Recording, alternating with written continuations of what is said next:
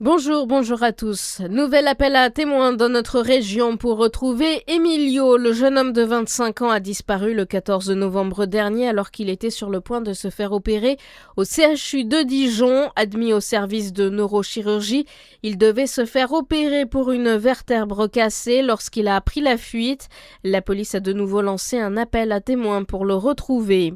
Les stations de ski françaises et surtout du Jura ont fait le plein pour Noël et le Nouvel An. Elles ont connu un taux de réservation nationale à 81% porté par le retour des familles françaises.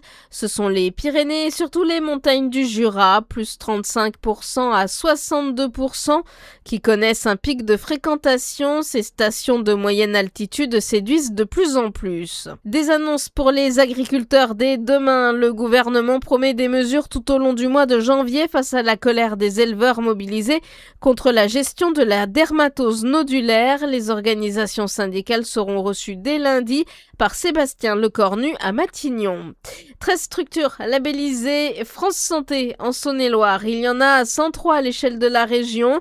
Le réseau vise à garantir un accès aux soins pour tous les Français à moins de 30 minutes de chez eux. Un dispositif qui doit permettre de faciliter plusieurs parcours de soins.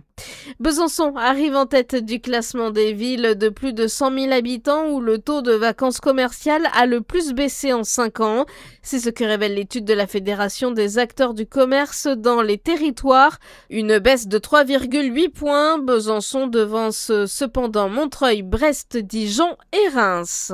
Le Rallye Dakar 2026 commence aujourd'hui. Parmi les pilotes, plusieurs sont de notre région. Sur la ligne de départ, le Jurassien Benjamin Melot en catégorie moto. Après 4 podiums en 2020, 2021, 2022 et 2025, il vise la première place. Bonne journée sur Fréquence Plus.